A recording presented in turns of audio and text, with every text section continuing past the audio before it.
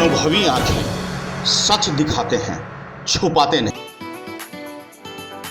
आज भाई पंचमी है।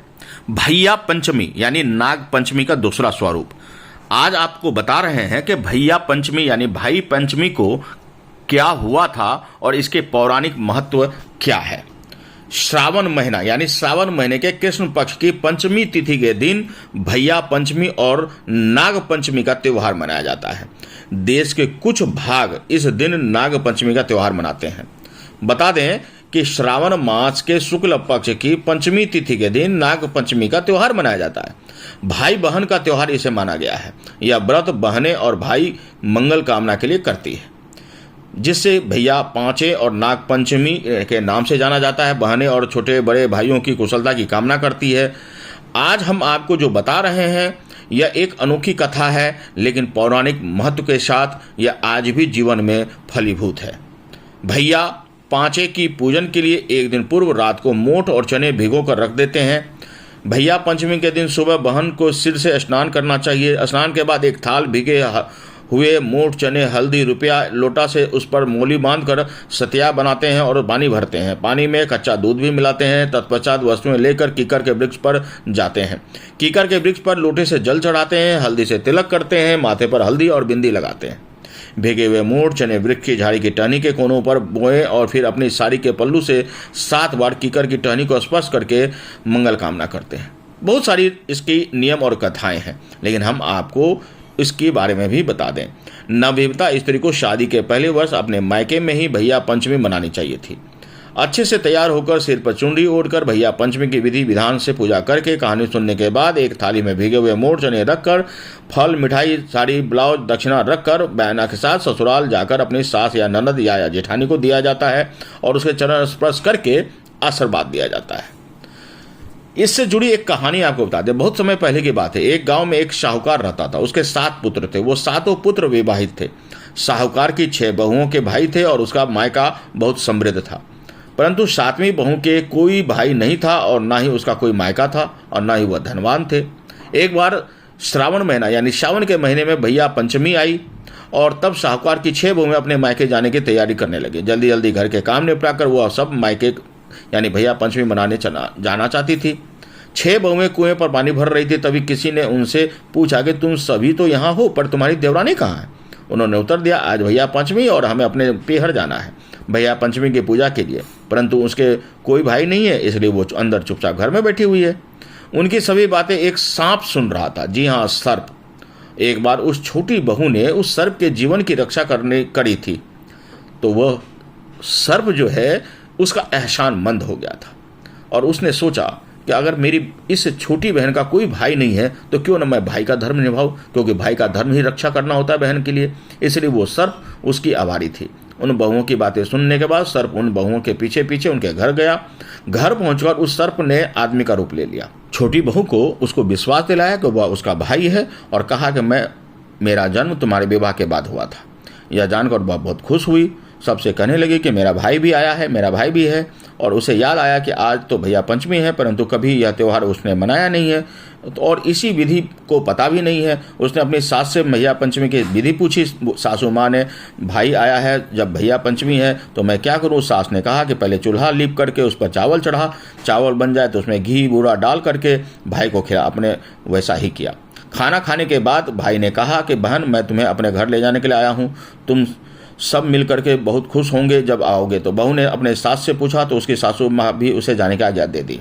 जब इंसान के रूप में सर्प अपनी बहन को अपने साथ लेकर वहाँ से जाने लगा तो मार्ग में उस बहन को अपने विषय में बताया कि मैं एक सर्प हूँ और एक बार तुमने मेरे जीवन की रक्षा करी थी, मुझे भाई माना था, इसीलिए मैं तुम्हें तुम्हारा धर्म भाई बनकर तुम्हारे पास आया हूँ।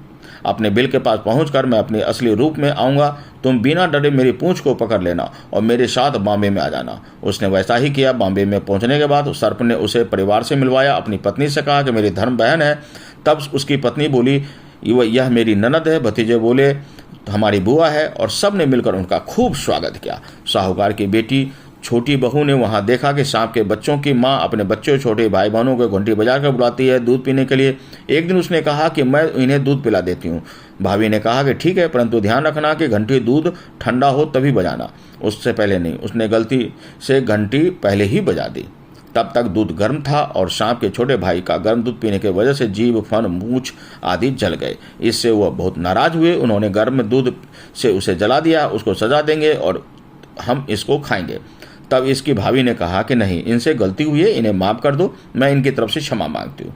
तभी सर्प की पत्नी के पुत्र हुआ तो उस अपनी ननद यानी शाहूकार की छोटी बहू से पूछा, बोलो ननद जी आपको क्या चाहिए अपने भतीजे के जन्म की खुशी में। तब उसने अपनी भाभी से एक नौलखा हार मांगा।